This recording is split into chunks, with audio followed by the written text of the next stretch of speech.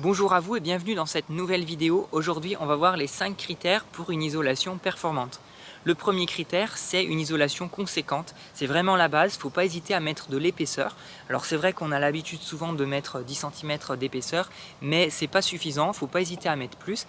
Et puis, c'est pas quelques centimètres en plus qui vont changer fondamentalement le budget. On va rajouter de la fourniture, mais pas forcément de la main-d'œuvre. Donc voilà, il ne faut pas hésiter à mettre plus.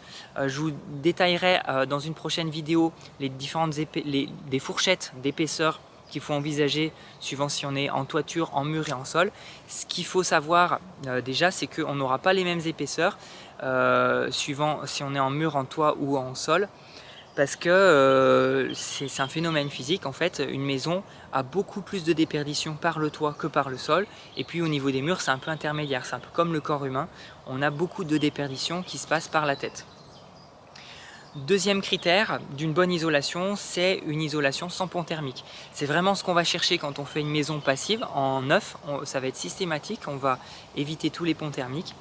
Dans de l'ancien, on va devoir un peu composer avec et il y a de grandes chances qu'il nous reste encore quelques ponts thermiques, mais on va essayer de les minimiser pour vraiment optimiser.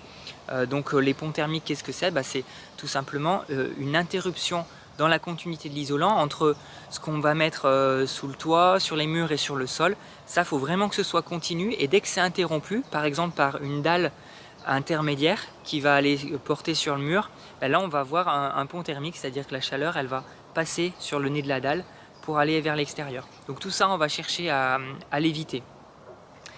Troisième critère, c'est l'étanchéité à l'air. Donc c'est vraiment un binôme qui fonctionne ensemble, isolation et étanchéité à l'air.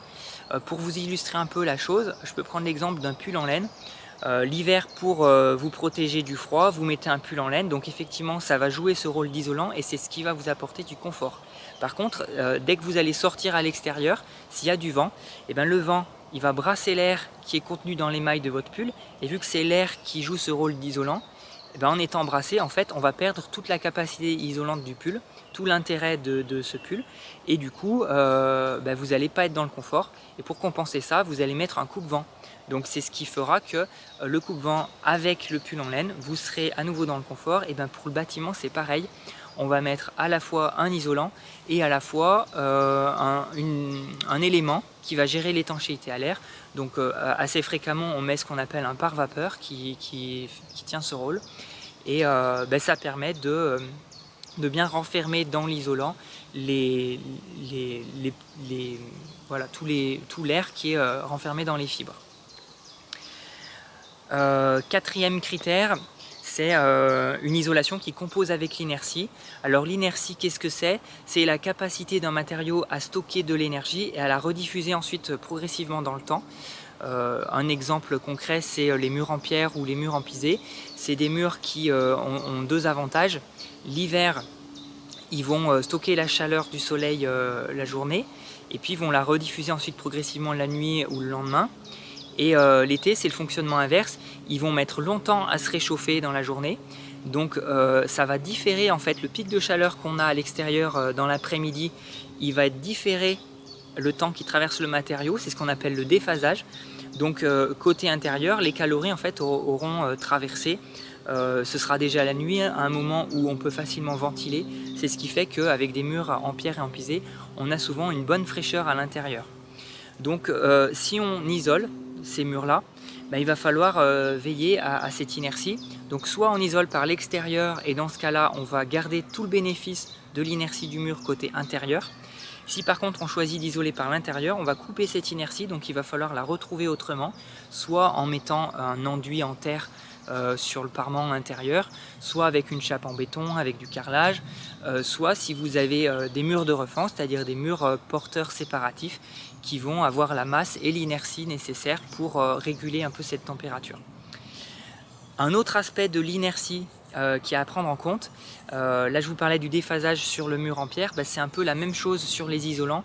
Il y a des isolants qui ont un bien meilleur déphasage que d'autres. Les biosourcés ont un déphasage à peu près 3 fois meilleur que les laines minérales, c'est-à-dire laine de verre ou laine de roche. Donc on a un meilleur confort d'été. Donc c'est pour ça que le choix des isolants est aussi important sur cet aspect-là. Et cinquième critère, c'est un isolant qui est pérenne, qui va vraiment durer dans le temps. Donc si je prends l'exemple des laines minérales, elles ont un point faible à ce niveau-là, c'est que sous l'effet combiné de l'humidité et du froid, les fibres ont tendance à se casser. Donc c'est ce qui fait qu'on observe souvent des tassements. En haut des murs, on va avoir du coup un pont thermique parce que l'isolant se sera tassé. Dans les combles, il se sera tassé, donc il n'aura plus la même résistance thermique. Et donc c'est ce qui fait qu'il ne dure pas très bien dans le temps, là où les biosourcés durent bien mieux parce qu'ils ne sont pas sujets à ces problèmes-là et ils admettent beaucoup plus d'humidité aussi. Et puis il faut savoir aussi que quel que soit le matériau isolant qu'on choisit, ce qui va beaucoup jouer sur la pérennité, c'est la qualité de mise en œuvre. C'est-à-dire que si on fait mal les choses, quel que soit l'isolant qu'on choisit, peut-être qu'on aura des rongeurs qui vont venir y nicher, donc ça va bousiller l'isolant. Et puis par contre, si c'est bien mis en œuvre, on n'aura pas ce problème. Si c'est bien mis en œuvre, on aura bien l'étanchéité à l'air, on aura bien évité les ponts thermiques. Et donc c'est ce qui fera qu'on aura une bonne isolation. Voilà pour les 5 critères à prendre en compte. Je vous présenterai dans une prochaine vidéo un projet qui est en cours de chantier sur une rénovation. Puis je vous montrerai un peu concrètement qu'est-ce qu'on a mis comme isolation et pourquoi et comment on l'a mis en œuvre. Je vous souhaite une très bonne journée, à bientôt, ciao!